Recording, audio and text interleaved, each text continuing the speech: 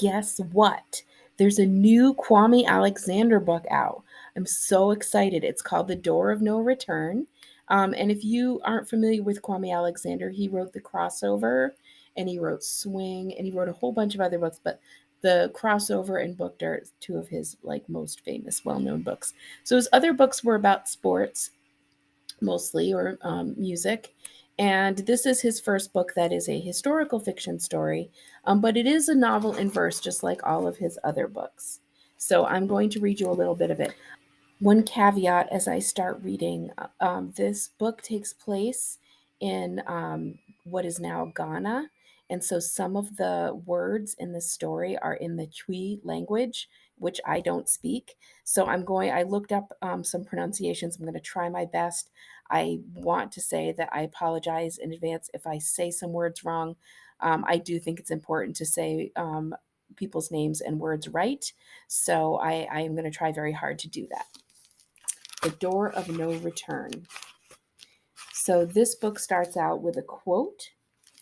It says, "My children glided on the great river over the depths of death. Then, one day, silence." David Diab.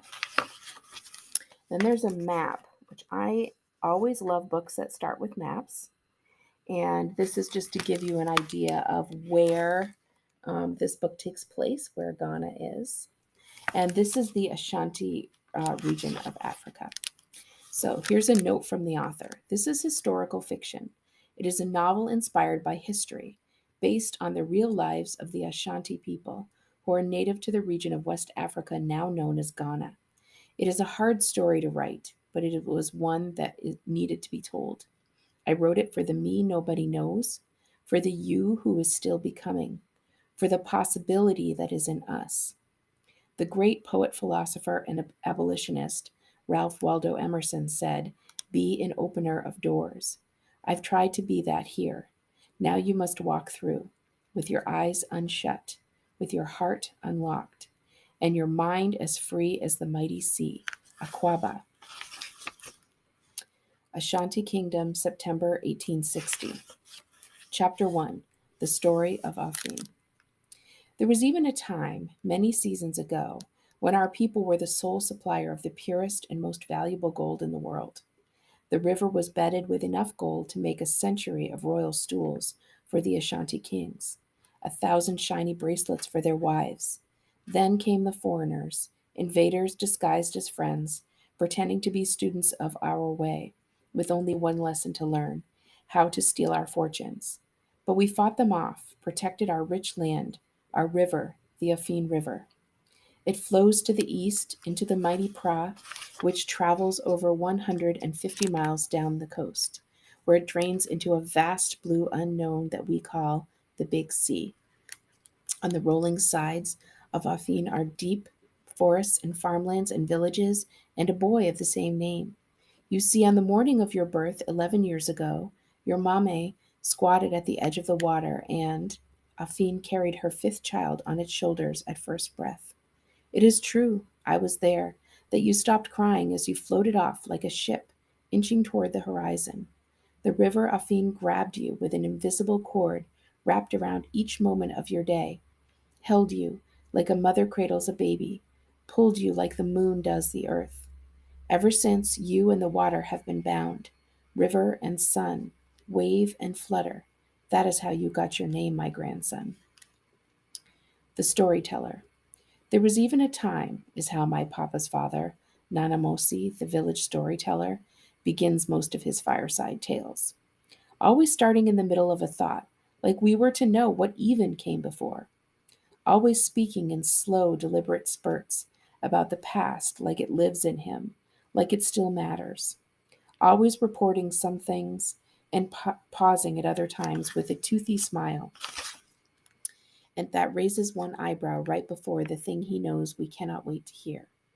Though he is nearly 80 now and seldom speaks, when he does, I hang on to all his words, the lulls in between, and I remember the stories like a pigeon remembers its way home. In the Dream. I sprint across the clearing, past a leopard teaching her cubs how to count to 10. After I grade them, I dart between the maze of forest trees, and discover a pot of boiling plantains by the river. Picture me running over rocks and grasses, swept up in the cool breeze rushing to the water, diving off the back of a schooled. Afine, how old was beloved Queen Victoria when she became heir to the throne? Mr. Goodluck Philip, our teacher asks, startling me out of my dream. My cousin, who thinks he is better than me at everything, giggles, then shoots his hand up fast. But Mr. Philip is talking to me, staring at me, daring me to answer incorrectly. I will like Kofi Afin to answer the question, please, he says. Don't watch away, I proudly answer, standing among my classmates, smiling, like I just bit into the sweetest mango.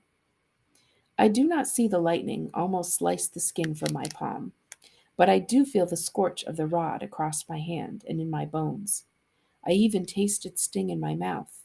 Queen's English, please, Mr. Phillips says, as calm as rain, like he did not just attack me with his jagged cane. 18, I said quickly. That is correct. The Queen was 18, he adds, looking at the whole class, when her uncle died of pneumonia, making her the rightful heir.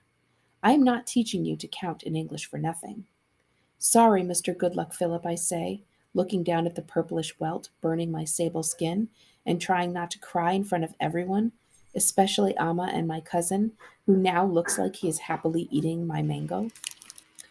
Our teacher, Kwaku Anash, was sent many, many seasons ago to Accra to attend the Queen's Missionary School at Osu for the propagation of better education and improved language.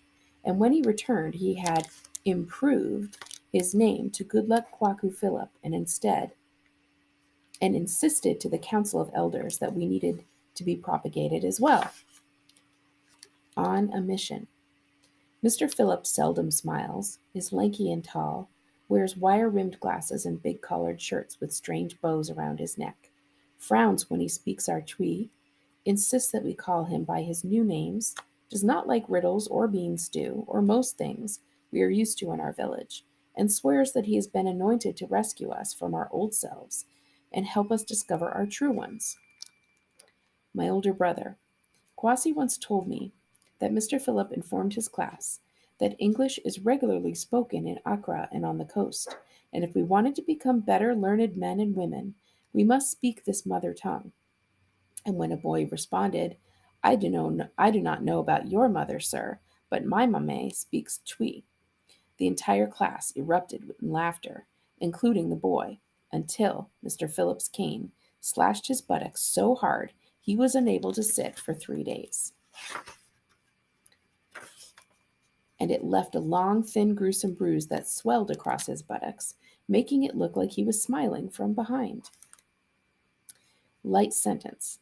The punishment for my crime, for answering in my own Twi instead of talking in the stale, foreign language that Mr. Goodluck Philip makes us speak in school, is to stay after school, so that he can teach me to read from the dramatic works of William Shakespeare, which I enjoy, though I cannot let him know, but which I can barely focus on because I want to be in the river.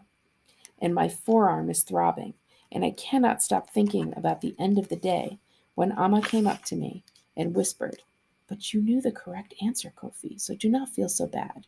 And her breath smelled like honey and pine and possibility. Amma, I have known her since we were giggling babies swathed in cloth, and our mames' backs while they sold yams and cassava in the market. We played together, learned together, swam together, even dreamed together about our futures, until hers was nearly ruined when her parents died, leaving her homeless and alone. So now I mainly get to see her in school, since she spends the rest of her time cleaning and being the house girl for her uncle's family in exchange for food and a roof. After school, when we finish reading together, Mr. Philip makes me repeat different English words, praises my efforts, and then says that if I want to be a young man of intellect, I should pay attention to where my tongue lies when I roll my R's.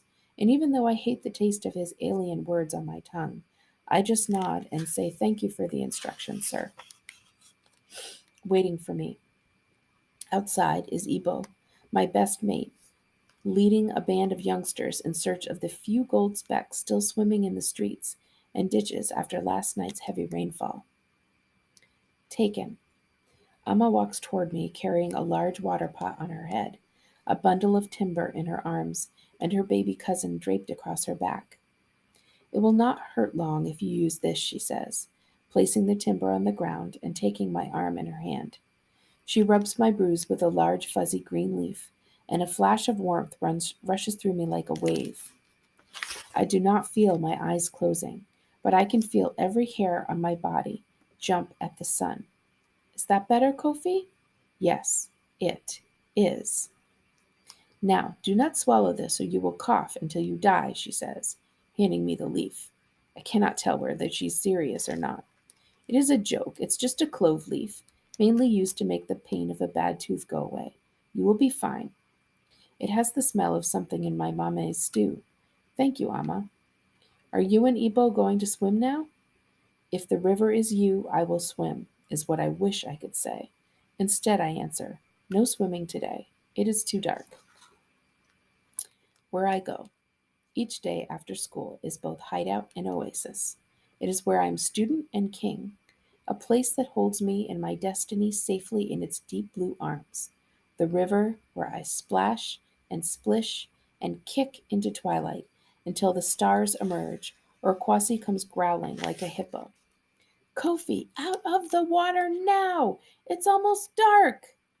Sometimes I pretend not to hear him telling me what to do just because he is older and bigger, but when it comes to swimming, I have to listen, because all the elders in my family, and mostly all the old people in our village, say that the river is cursed at nighttime. So while this book does have some kind of entertaining and heartwarming moments, I'm not going to kid you, it's not necessarily a cheerful or happy book, um, as no book that has to do with slavery really ever is. So this book actually comes at the kind of examination of the slave trade through from the Africa side of things and explores the fact that, um, white people weren't the only ones who were perpetuating this, terrible business that was happening in the 1800s. So, if you want to learn more about that, I can assure you that this is a very well researched book and has a lot of information that maybe you didn't know before. And I highly encourage you to pick it up at our library.